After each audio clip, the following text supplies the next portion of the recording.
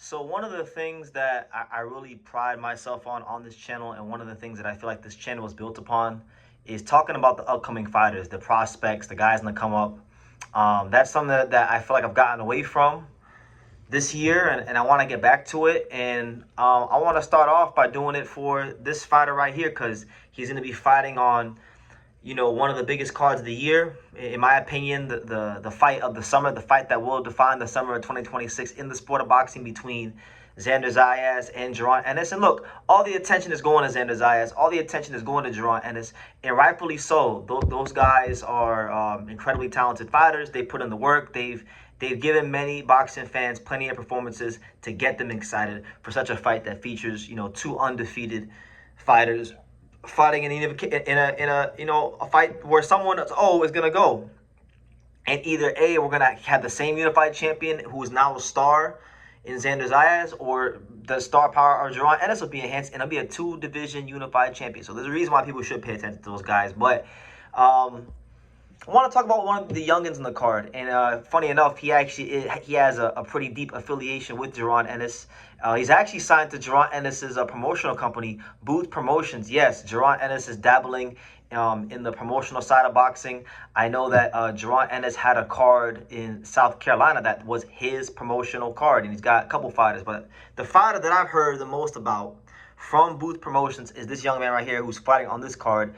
None other than Dennis Thompson. Yes, that Dennis Thompson. 10-0, 6 knockouts. The Quiet Storm. Let's talk about him, because I spent the last, hour or so watching some fights, studying him, watching interviews, just getting a feel for who this Dennis Thompson is, because I've heard his name a lot, and I'm gonna watch him fight live, so I might as well learn in advance, right? So here's what I've learned about Dennis Thompson, right? So my main man Jamil Parker from YSN Sports Media, who does great work, he has called him the president of the YN Association. So that's a very prestigious title. Don't take it lightly, Dennis. But no, you can see when you watch this kid fight, when you watch Dennis Thompson fight, he's a guy that you can see the Bozy Ennis / Jaron Ennis influence all over his style, from his punch selection to the way he parry shots, even to like some of the outfits he wears, because he wears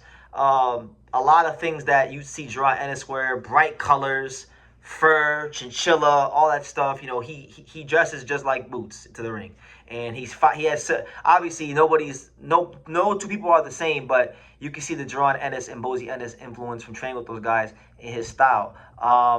So watching his fights, I kind of feel like some of the same strengths that Jaron Ennis has, and some of the same, you could say, flaws. From what I've seen, they got similar in both departments. Dennis Thompson's very sharp. He's very strong. I like the way he sets up his punches. I was watching one particular fight where he kept throwing a left hook to the body, and then he would come around over the side with a right hand. But like, he's really aggressive. Like, he really believes in what he's throwing. He really believes in the heat that he's throwing, to the point where like he's just gonna try to overpower you.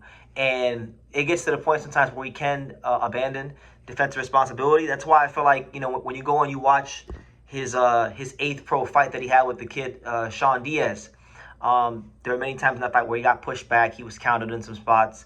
And it was a very close fight, because that guy was very game and very determined.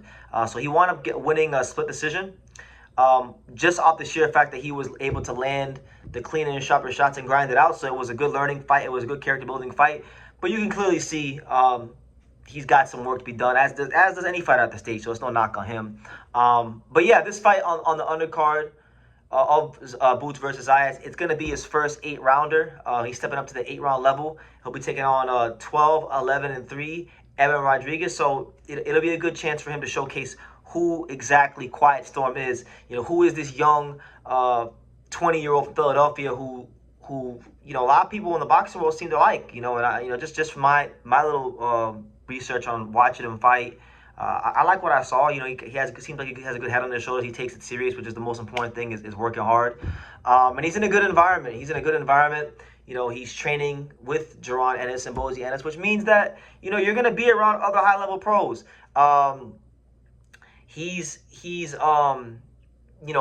There's videos of him on YSN Sports Media of him training with Andy Cruz, doing like technical training with Andy Cruz. Obviously, he gets to be around guys like Stephen Fulton. So at 20 years old, as a growing young fighter, he sparred with Christian Cardo, sparred with Boots himself as well. So at 20 years old as a young fighter, he's in a good environment.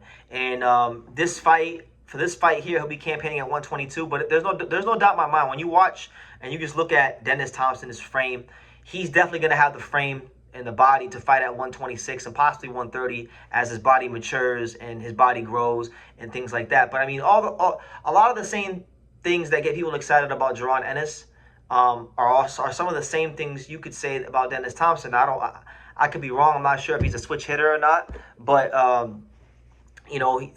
the way he chops down with the right hand, the way he sets punches up, the way he parries, the way he just really believes in his offense and really believes that he's throwing, and the way he really commits to his shots. He's definitely going to be an interesting fighter. And, the 122-pound division, it's a division that by the time, if he stays here long term, which I don't know how long he'll be there, but if he stays at 122 for a couple of years, I mean, I don't think he's going to be that far away from being at the world level, because really and truthfully, I mean, now Inoue won't be there much longer. A lot of these guys are going to outgrow the division. So, if you're looking at the super bantamweight division a couple of years from now, a year or 2 years from now, this is a guy that I think could be on the world level before you know it, because he's already, he's 188 in the world. So, I mean, he's probably going to, on box weight, he's 188 in the world. So he's probably going to be moved quicker than a lot of you guys think, and with him fighting on cards like this, him having more eyeballs on him, I think it's gonna serve him well, just as long as he does what he needs to do in the ring. But yeah, I like him. I think he's really exciting. I think he's really explosive, technically sound. I think he just needs to, like any fighter, most fighters have to work on defending after they punch, and those things come with time. Those things come with experience. I'm not gonna make any bold proclamations of Dennis Thompson being a world champion, and I'm not gonna say he won't be a world champion. When it comes to doing these kind of videos, unless I really, really, really believe deep in my soul that a guy will be a champion unequivocally, I'll say it. But based on what I've seen, good fighter, definitely gonna be I think he'll be a world level fighter just as long as he continues to tighten up his defense. But yeah, good fighter. So I'll just leave it at that. Just wanted to come, show young fighter a little bit of support, a little bit of love, and talk about him, because we try to cover as much boxing as we can here on True School Sports. So those are my early thoughts on Dennis Thompson. I'll have more as his career progresses. So yeah, leave your comments down below, and I will see you in the next video.